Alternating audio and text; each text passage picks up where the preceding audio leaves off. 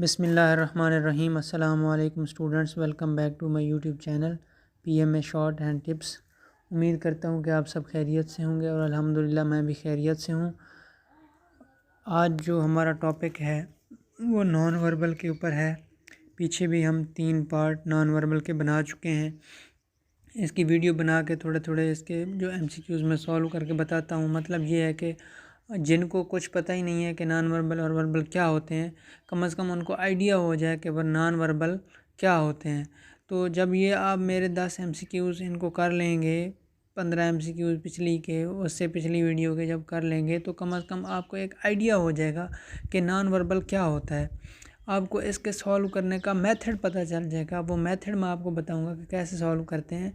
Series होती हैं, pictures की सीरीज़, वो आपको एक कॉन्सेप्ट क्लियर हो जाता है कि इस पिक्चर्स की सीरीज़ को हमने कैसे सॉल्व करना है। देन आगे आपकी प्रैक्टिस है, ज़्यादा से ज़्यादा इनको अगर सॉल्व करेंगे, जैसे मैथ के क्वेश्चन ज़्यादा से ज़्यादा ख़ुद से सॉल्व करते हैं तो उनकी प्रैक्टिस होती है। इस तरह से आप अगर इनको सॉल्व करेंगे तो आपका टाइम मैनेजमेंट भी आपको पता चल जाएगा कितना टाइम में करना है। क्योंकि उधर सबसे ज़्यादा जो प्रॉब्लम होती है, किसी को नॉन वर्बल आते भी होते हैं तो उनको जो टाइम की मैनेजमेंट है उसके ऊपर बहुत ज़्यादा इश्यूज़ आते हैं।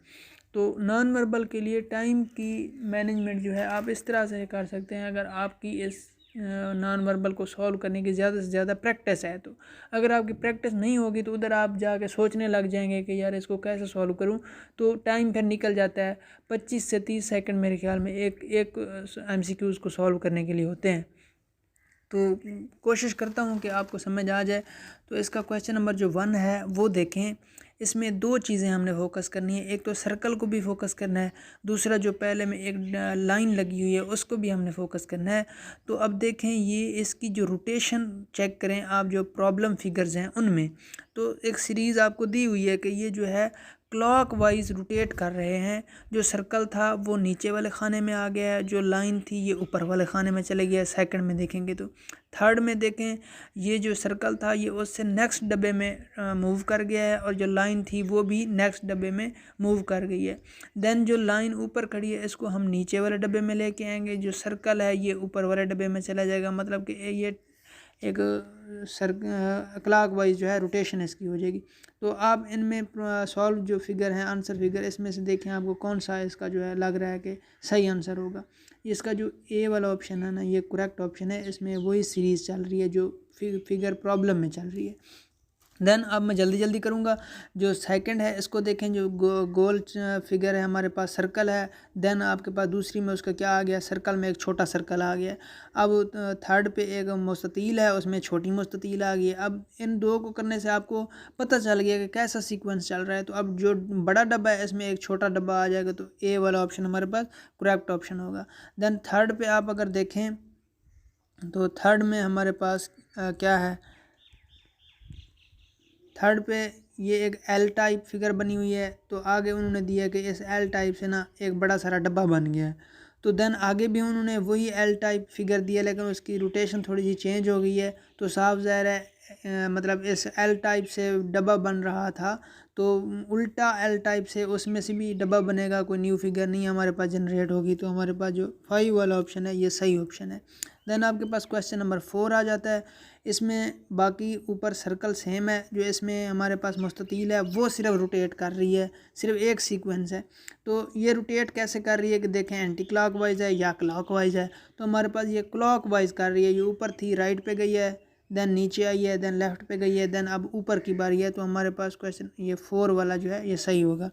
देन आपके पास क्वेश्चन नंबर 5 है, उसको देखें कि क्वेश्चन नंबर 5 में क्या सीक्वेंस है। ये एक डब्बा है, ये भी क्लॉक वाइज रोटेट कर रहा है। इसमें जो ये सीक्वेंस है, ये पहले देखें कि इस कोने में है, इसका इस वाले कोने में, देन हमारे पास इस कोने में आ गया, देन उससे नीचे वाले में आ गया। तो अब हमारे पास ये वाले कोने में आना चाहिए। ये जो एक वाला ऑप्शन है ना, ये हमारे पास ठीक है। ठीक है, देख लें आप, ये सीक्वेंस चल रहा है क्लॉक वाइज। पहले एक इसकी नुक्कर है, देन नेक्स्ट जो इसकी नुक्कर, देन नेक्स्ट इसकी नुक्कर, देन ये नेक्स्ट इसमें आ जाएगा।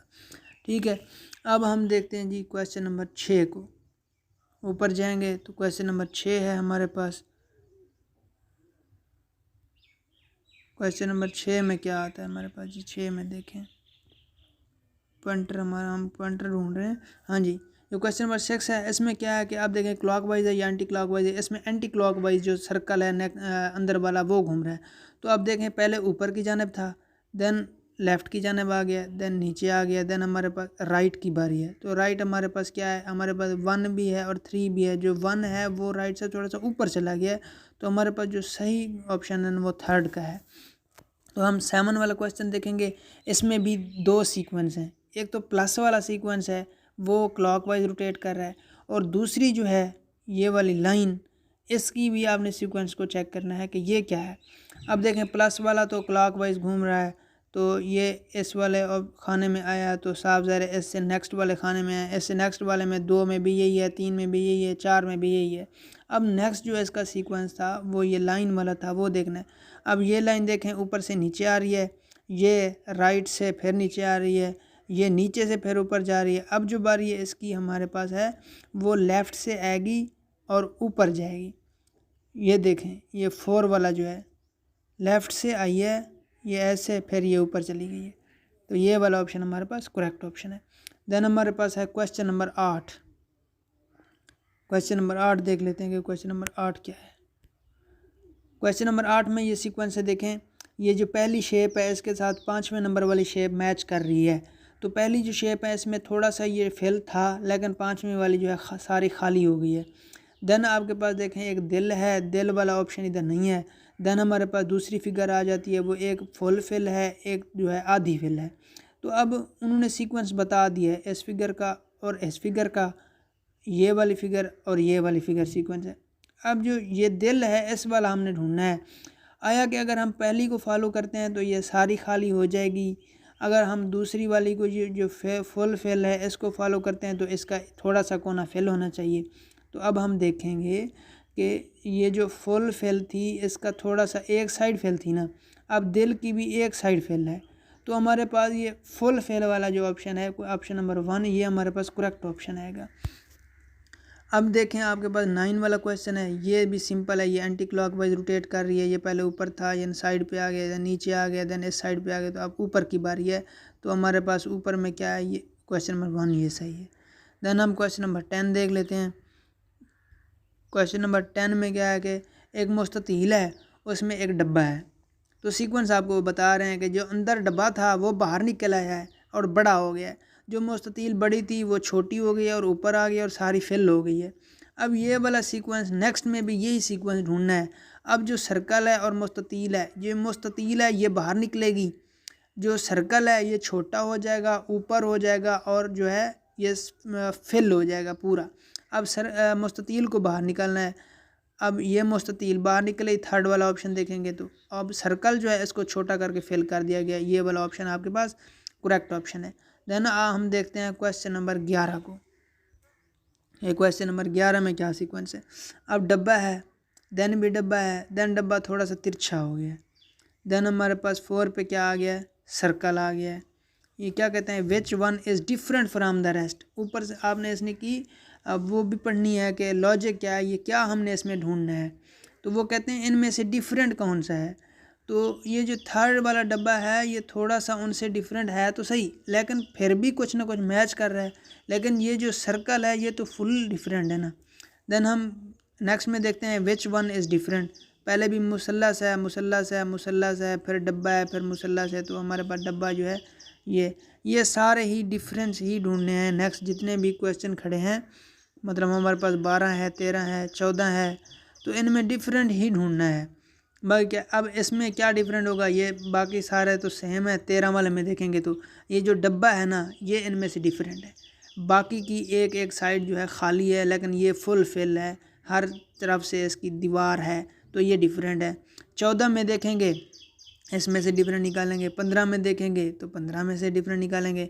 15 में से डिफरेंट हमारे पास 1 निकलेगा। 14 में से आंसर दिए हुए हैं, जो दूसरा ऑप्शन है ये हमारे पास, क्योंकि ये पहला, तीसरा, चौथा और 5वां इनकी डायरेक्शन जो है ना कि सीधी नहीं है, कोई किस कोने में जा रहा है, कोई किस कोने में जा रहा है, लेकिन जो दूसरा वाला है उसकी डायरेक्शन सीधी है। तो ये इस तरह के क्वेश्चन है। आपने उधर से क्वेश्चन की पहले हेडिंग्स पढ़नी है कि इसमें वो पूछ क्या रहे हैं, देन आपने नेक्स्ट इनको सॉल्व करना है। देन हमारे पास क्वेश्चन नंबर 17 है, उसमें भी यही है कि प्रॉब्लम फिगर दी हुई है तो क्वेश्चन नंबर 17 में देख लेते हैं। प्रॉब्लम फिगर दी हुई है, एक लाइन है, देन 2 लाइनें हो गई हैं। अब मुसल्लस में 2 लाइनें हैं, तो अब साफ ज़ाहिर है 3 की बारी है, तो जो ऑप्शन हमारे पास 1 है वो करेक्ट ऑप्शन है। Option number 1 is correct option. तो 18 वाला देखेंगे, ये भी क्लॉकवाइज घूम रहा है। ये वाली साइड खाली थी, अब ये साइड खाली है, फिर इससे नीचे वाली खाली है, अब ये वाली नुकर खाली होनी चाहिए। तो हम देख लेते हैं कि किस में है।